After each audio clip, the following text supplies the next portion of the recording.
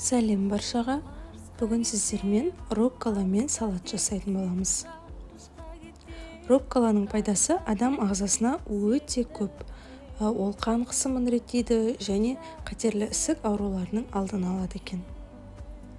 Ең алдымен рукколаны жақсылап жуып, тазалап аламыз да, оны 2 немесе 3 бөлікке бөліп, ыдысымызға саламыз.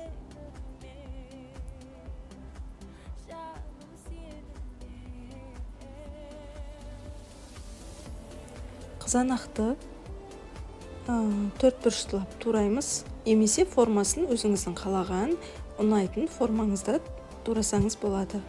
Дегенмен мен классикалық үйреніп қалған 4 бұрышты етіп тураймын. Рукколаның үстінен саламыз да. Енді бальзамический уксус дейді ғой. Сондай уксус, зәйтүн майы немесе кез келген өсімдік майы иісі жоқ, лимон шырынан кішкене, және татымына қарай тұз және бұрыш салсаңыз болады. Дегенмен мен бұрыш салмаймын.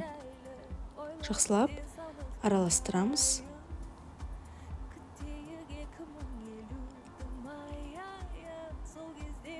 Екі затты қосып салат жасай салдыңыз деуге болады. Дегенмен бұл салаттың сыры бұған қосылатын жаңағы соустарда. Салатымызды жақсылап пышный етіп ыдысқа саламыз да, бетіне фета немесе моцарелла ірімшігін 4 бұрыштылап турап әрлейміз.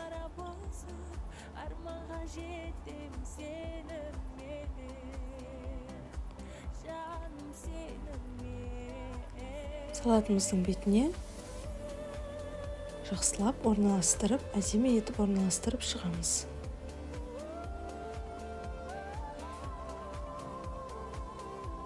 Және кез келген жаңғақ түрін қоссаңыз болады. Дегенмен мен жаңғақты онша ұнатпаймын. Қалаған тәсіліңізде әрлеп шығасыз. Каналымызға жазылуды ұмытпаңыз.